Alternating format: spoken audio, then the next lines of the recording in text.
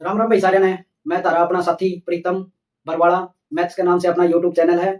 तो YouTube channel के अंदर अपन ने एक टॉपिक उठाया है अक्षांश और देशांतर।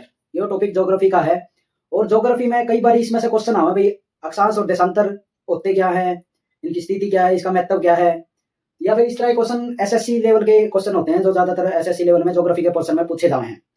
तो कई बार कैसा ये हो जाए भाई ये है ना अक्षांश और देशांतर समझ में नहीं आते। समझ में नहीं आते तो इन्हें समझ में आने खातर भाई आसान भाषा में आसान ट्रिक मैं आपने समझाऊंगा भाई देशांतर किए हुए हैं अक्षांश किए हुए हैं। तो उसका खातर उससे पहले आपने थोड़ा पृथ्वी के बारे में पढ़ना पड़ेगा। पृथ्वी जो अपनी पृथ्वी है इसके बारे में आपने पढ़ना पड़ेगा कि पृथ्वी है किस तरह। तो उस खातर भाई पहला अपने समझना पड़ेगा भाई पृथ्वी क्या है। तो पृथ्वी ने मैं समझाऊंगा जैसे ये लिख रखे हैं जियोड, ग्रिड और ग्लोब। ग्लोब तो आप सभी जानते होंगे भाई।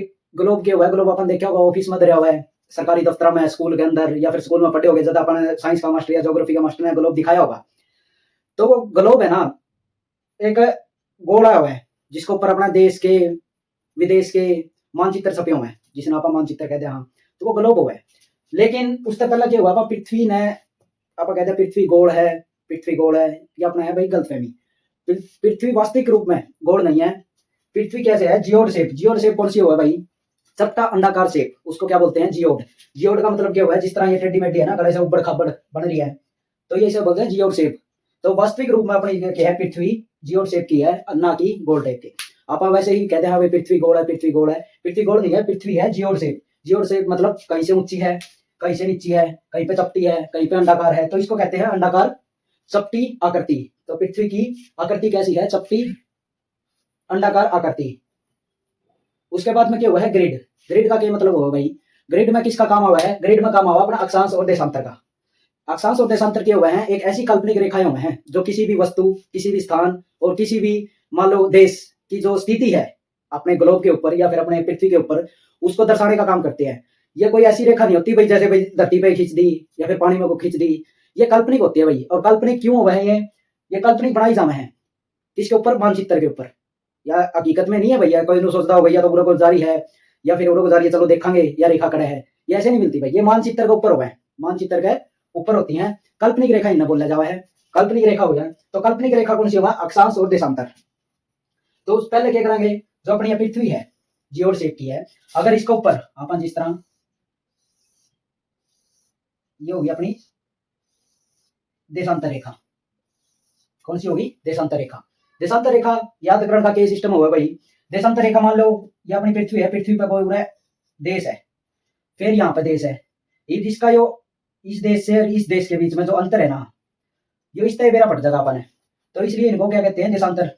याद करने की ट्रिक है भाई वैसे तो ये भाई देशा का अंतर, देशा का अंतर बताने वाली देशांतर। और ये जो हमेशा किसी हो गए हैं लंबवत हो गए भाई। लंबवत का मतलब खड़ी हो गई, जिसे आप लॉन्गिट्यूड कहते हैं, इंग्लिश में क्या कहा लॉन्गिट्यूड, ये होती है लॉन्गिट्यूड। उसके बाद में क्या हुआ है अपनी इस तरह की रेखा हुई है अपनी 0 डिग्री, देशांतर बोलते हैं वो, अक्षांश बोलते हैं इसको, 0 डिग्री अक्षांश।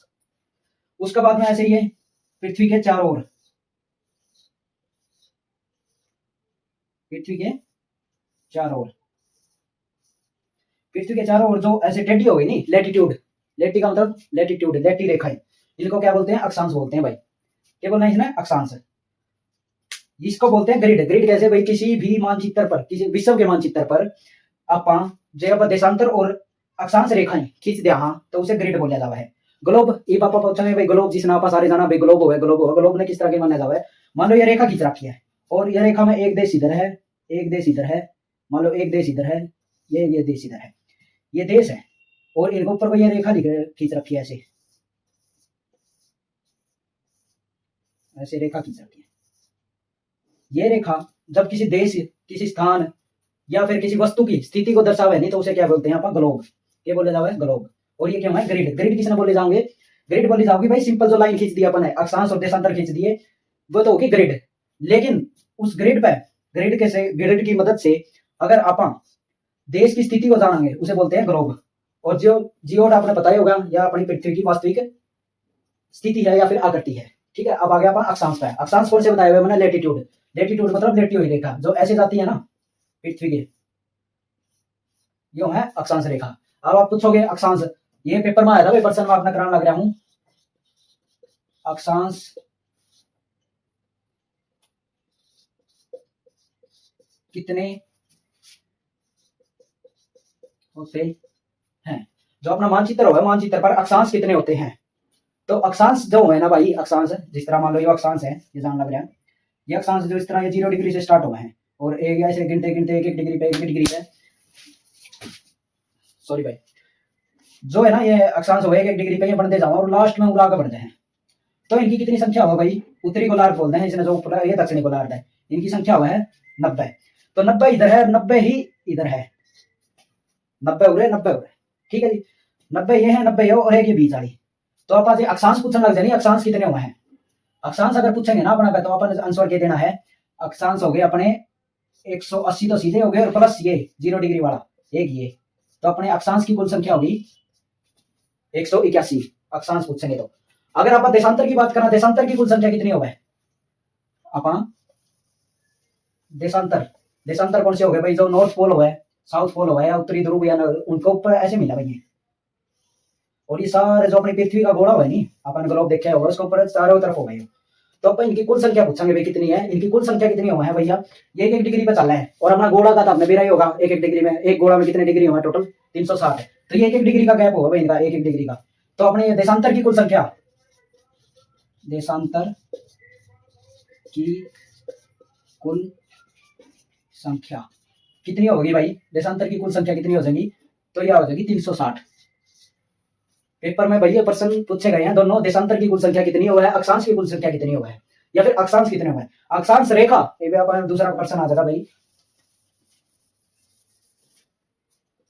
अक्षांश रेखा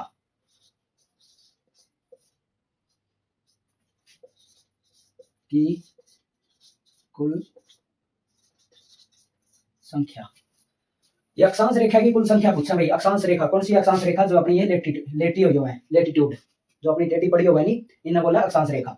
तो अक्षांश रेखा कौन कौन सी होगी, इनकी संख्या कितनी होगी रेखा की? देखो 1 डिग्री पे, 0 डिग्री पे एक, तो ऐसे ऐसे करते करते करते करते 90 डिग्री हो जाएगी।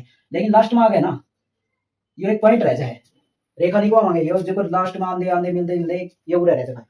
तो ये क्या है? पॉइंट है। और अक्षांश रेखा कौन सी होगा? एक पॉइंट से दूसरे पॉइंट पर मिलाने वाली रेखा। लेकिन यहाँ पर तो एक कल्ला पॉइंट रह गया, पॉइंट रह गया तो गिनती में को नहीं आवे। तो अपनी जो अक्षांश रेखा है ना, अक्षांश रेखा की कुल संख्या अगर रेखा पूछी जावे नहीं, तो रेखा पूछी जाए तो एक ये कम और एक ये कम, नॉर्थ पोल का और साउथ पोल के जो 2 पॉइंट अक्षांश के ये कम हो जाएंगे। तो अपनी कुल संख्या कितनी हो जाएगी? पहले कितनी थी? 181 और 2 कम हो जाएंगे -2, तो मतलब 179, 179। 179 कितनी रह जाएगी अपनी? ये अक्षांश रेखा की संख्या है। अगर अक्षांश पूछे जावे तो अक्षांश है अपने 181 और अक्षांश रेखा पूछी जावा तो है 179। ये 181, ये 179, क्यों 2 कम हो जाएंगे। ये पॉइंट है भाई, पॉइंट ऑन है। अब सिर्फ पॉइंट है, इनकी कोई ना लंबाई होती ना चौड़ाई होती है, आपने बताया होगा इस बात का। उसके बाद में क्या होगा भाई? देशांतर, देशांतर की आपने मैंने बताई दी। इसमें क्या है? सारी जितनी भी रेखा है ना, ये जितनी रेखा है, ये जितनी बना रखी है रेखा, ये सारी नॉर्थ पोल पर साउथ पोल पर मिले हैं, मिले हैं। तो ये क्या है? मिलती जाऊंगी 1 डिग्री पे 1 डिग्री पे, इसमें कोई कमी नहीं आती भाई। ये 360 की 360 रवा है, कितनी रवा है? 360। देशांतर 360। अक्षांश रेखा पूछेंगे, अक्षांश रेखा होगी 179 और अक्षांश पूछे जाएंगे तो 181। ये है अक्षांश। अक्षांश आपने समझ लिया, अक्षांश का मतलब लेटीट्यूड, लेटीट्यूड का मतलब लेटी हुई, लेटी हुई जो टेढ़ी रेखा है अक्षांश बोले जावे हैं, और जो खड़ी लंबवत है उन्हें देशांतर बोले जावे हैं। देशांतर का काम क्या है? देश के बीच का अंतर भी बता देंगे। और अक्षांश ऐसी रेखाएं हैं, अक्षांश ऐसी रेखा है जो मतलब क्या है? देश के अंतर की स्थिति को तो बताती है, लेकिन ये है ना समय समय के साथ मतलब आगे जैसे जैसे ऊपर बढ़ती जाओगी नहीं, तो ये इनकी लंबाई कम होती जावे। लेकिन इनकी लंबाई देशांतर की हमेशा क्या हुआ है? बराबर हुआ है। अगर एक देशांतर ऐसा है ना, तो अगला भी इतना बराबर, उससे अगला भी इतना बराबर, उससे अगला भी इतना बराबर। लेकिन अक्षांश कैसे है? पहले अक्षांश बड़ा, 0 डिग्री वाला सबसे बड़ा, फिर उससे थोड़ा छोटा, फिर उससे थोड़ा छोटा, फिर उससे थोड़ा छोटा, फिर उससे थोड़ा छोटा, ऐसे करते करते बिल्कुल छोटा पॉइंट रह जाए भाई। ये क्या हुआ है? अक्षांश। लेकिन देशांतर क्या हुआ है? देशांतर की लंबाई पूरी बड़ी बड़ी हुआ है। तो ये है अक्षांश और देशांतर। आपने थोड़ा वो करना समझ में आया होगा तो वीडियो को लाइक करें, सब्सक्राइब करें चैनल को। धन्यवाद।